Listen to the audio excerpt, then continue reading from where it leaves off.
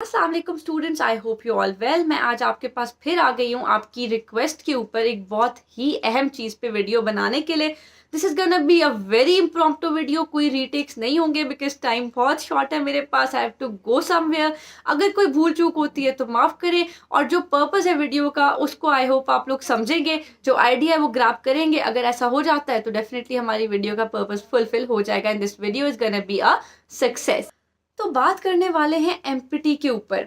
मुझे पता है आप ऐसे मेजॉरिटी लोग फर्स्ट अटेम्प्ट वाले हो, बहुत डरे हुए हो एमपीटी से। आपको लग रहा होगा कि एमपीटी चला गया तो हमारे तो दरवाजे ही बंद, फिर हमारा कोई चांस ही नहीं है इस साल सीएसएस देने का, और सीएसएस का एग्जाम तो फिर अगले साल आएगा, फिर एग्जाम के आगे 2 साल लग जाते हैं रिजल्ट वाले प्रोसेस में, ट्रेनिंग शुरू होने तक। तो भाई 3-4 साल के लिए तो फिर कैरियर और आगे डिले हो जाएगा। आप में से कोई जो है वो अपनी जॉब छोड़ के बैठा होगा, कोई अपनी पढ़ाई मिड में छोड़ के बैठा हुआ होगा, किसी को पता नहीं होगा कि आगे क्या फ्यूचर है, किसी की शादी रुकी हुई होगी, और आप लोग कह रहे होगे कि एमपीटी गया तो ये तो पूरे साल का लॉस है, एमपीटी पे मेहनत करनी है, ये दरवाजा ना बंद हो जाए, ये अपॉर्चुनिटी हाथ से ना चली जाए, कहीं यहीं पे ना हमारी जर्नी खत्म हो जाए, ब्रेक ना लग जाए। ये सब थॉट्स मेरे माइंड में भी थी, हुजैफा के माइंड में भी थी। अब्दुल्ला ने भी मुझे एमपीटी की रात फोन करके कहा कि यार अब पढ़ा तो कुछ नहीं है पर क्या होगा।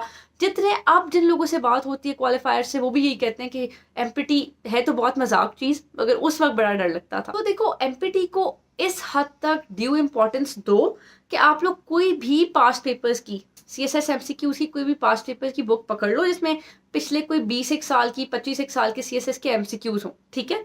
कोई ऐप इंस्टॉल कर लो, कोई भी सब्सक्रिप्शन ले लो किसी ऐप की, किसी वेबसाइट पे चले जाओ जहाँ पे आपके पास एमसीक्यूज होते हैं। आई थिंक एक वेबसाइट है पाक एमसीक्यूज के नाम से, मुकाबला ऐप है, डिफरेंट ऐप्स वगैरह हैं, डिफरेंट वेबसाइट्स हैं जहाँ भी आपको सीएसएस के पास्ट एमसीक्यूज मिलते हैं, वो निकालो, वो सॉल्व कर लो, ठीक है। अगर फिर भी तसल्ली नहीं होती तो एमपीटी की स्पेसिफिक बुक्स भी आती हैं, ठीक है, वो आप उठा के एक बुक उसको शुरू से आखिर तक सॉल्व कर लो, दैट्स इट। उसके अलावा आपको कोई एमसीक्यूज के मॉक्स देने की भी जरूरत नहीं है, कोई आपको स्पेशल इसके लिए तैयारी करने की जरूरत नहीं है। बच्चे उर्दू पढ़ रहे होते हैं कि एमपीटी में उर्दू आएगी, आपको कोई इसके लिए स्पेशल उर्दू, कोई स्पेशल मैथ्स पढ़ने की जरूरत नहीं है। आप अपनी सीएसएस की जो तैयारी कर रहे हो एग्जाम की, वो आप जारी रखो, मेजोरिटी आपका एमपीटी उसी से कवर हो जाएगा।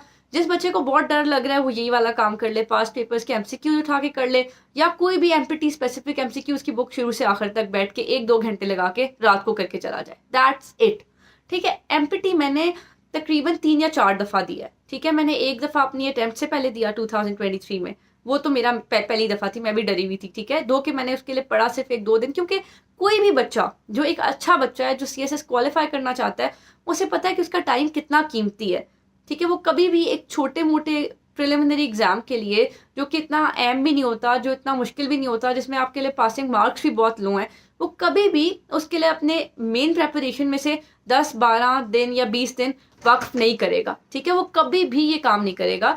That person would be rational enough कि मैं इतनी मुश्किल से अपनी तैयारी मैनेज कर रहा हूँ, मैं इतनी मुश्किल से टाइम बचा रहा हूँ, रात को सो नहीं रहा, सुबह मैं जल्दी जल्दी नाश्ता कर रहा हूँ, साथ साथ बुक्स रखी हुई हैं, साथ साथ न्यूज़पेपर रखा हुआ है, कोई मैगजीन रखा हुआ है। वो किस तरह इतने सादा एक सेकेंडरी एग्जाम को, जो कि उसके पेपर में ना उसके कोई मार्क्स लगने हैं, ना उसके पास फेल होने में इसका कोई मेजर कंट्रीब्यूशन होगा, अगर वो बिल्कुल बॉर्डर लाइन पे भी पास हो गया एमपीटी में तो वो आगे चला जाएगा, वो कभी भी उसको अपना बहुत ज़्यादा टाइम नहीं देगा। तो आप भी ये कि इसको इसी तरह करेंगे, मैंने भी इस तरह किया था कि 2-3 दिन बैठ के कोई जल्दी जल्दी एमसीक्यूज देख लिए पास्ट पेपर्स के। वो भी मैं ये सजेस्ट करूंगी कि आप लोग सीएसएस के ही पास्ट पेपर्स के देखो rather than going for empty books, क्योंकि उससे आपको क्या बेनिफिट होगा कि आप जब सीएसएस के पास्ट पेपर्स के एमसीक्यूज कर लोगे ना, तो वो आपके मेन एग्जाम में बहुत फायदा देते हैं, क्योंकि मेन एग्जाम में जो ऑब्जेक्टिव वाला पोर्शन होगा ना, उसमें ज्यादातर पास्ट पेपर्स से ही एमसीक्यूज आ रहे होंगे, तो आपको वो दोबारा करने की जरूरत नहीं पड़ेगी अपने मेन एग्जाम में ऑब्जेक्टिव्स के लिए। क्योंकि देखो, जो आपका हर एग्जाम होगा उसमें 20 नंबर के ऑब्जेक्टिव्स हैं, तो आपके डेफिनेटली ऑब्जेक्टिव्स आपके मार्क्स के अंदर बड़ा डिफरेंस डालते हैं ना, तो आपको अल्टीमेटली तो एमसीक्यू सॉल्व करने हैं ना पास्ट पेपर्स के अपने मेन एग्जाम के लिए भी, तो वो एडवांटेज यहाँ ले लो, ठीक है। तो अब क्या हमारे पास ऑप्शंस बन गए कि या तो तैयारी ही ना करो, अपनी जो तैयारी चला रहे हो बस उसी पेस पे जाओ, उसी से कवर हो जाएगा एमपीटी। अगर तैयारी कर रहे हो तो या तो आप सीएसएस के ही पास्ट पेपर्स के एमसीक्यूज कर लो, जो कि सबसे बेस्ट अप्रोच है। वो नहीं करनी तो फिर कोई बहुत डरे हुए हो तो एमपीटी स्पेसिफिक बुक ले लो, ठीक है। मैंने 3 दफा दिया था एमपीटी, मैंने बेसिकली पहली दफ़ा अपने मेन एग्जाम से पहले दिया था, जब मैं भी बहुत ज़्यादा डरी हुई थी। और मैंने उस वक्त फिर ये किया था कि 2-3 दिन लगा के पास्ट पेपर्स के सारे CSS के MCQs कर लिए थे, और मुझे उसका एग्जाम में मेन एग्जाम में भी फ़ायदा हो गया था। और मेरा बड़ा अच्छा स्कोर आ गया था MPT में, आई थिंक इट वाज 140 और समथिंग लाइक दैट। ठीक है, सिर्फ 3 दिन MCQs देख के, वो भी रात के टाइम, बाकी साथ मेरी CSS की तैयारी चल रही थी। दूसरी दफ़ा मैंने स्पेशल एग्जाम से भी पहले दिया, स्पेशल CSS से पहले दो के मैंने वो एग्जाम नहीं अटेम्प्ट किया, मगर उसका MPT मैंने बिल्कुल पढ़े बगैर अपनी हाउस टॉप की ड्यूटी से जाकर दे दिया था, एंड आई स्कोर्ड 120। इसी तरह मैंने CSS 2024 से पहले भी MPT दिया था, एंड आई स्कोर्ड अराउंड 110 और 115 बिल्कुल पढ़े बगैर। मैंने वो भी एग्जाम नहीं दिया, तो बिल्कुल मैं सीरियस भी नहीं थी इन दोनों टाइम्स पे, बट मैंने MPTs दिए and I passed without any preparation. ठीक है, तो आप लोग या तो अपनी, पहला ऑप्शन ये है MPT प्रेपरेशन के लिए कि आप या तो अपनी मेन प्रेपरेशन ही कंटिन्यू करो, यू विल पास। सेकंड, आप CSS के पास्ट पेपर के MCQs ही कर लो, वो आपके पास एक अच्छी अप्रोच है जिससे आपका सिक्योर हो जाएगा कि आप बहुत आराम से, मुश्किल MPT भी आए तो पास कर सकते हो।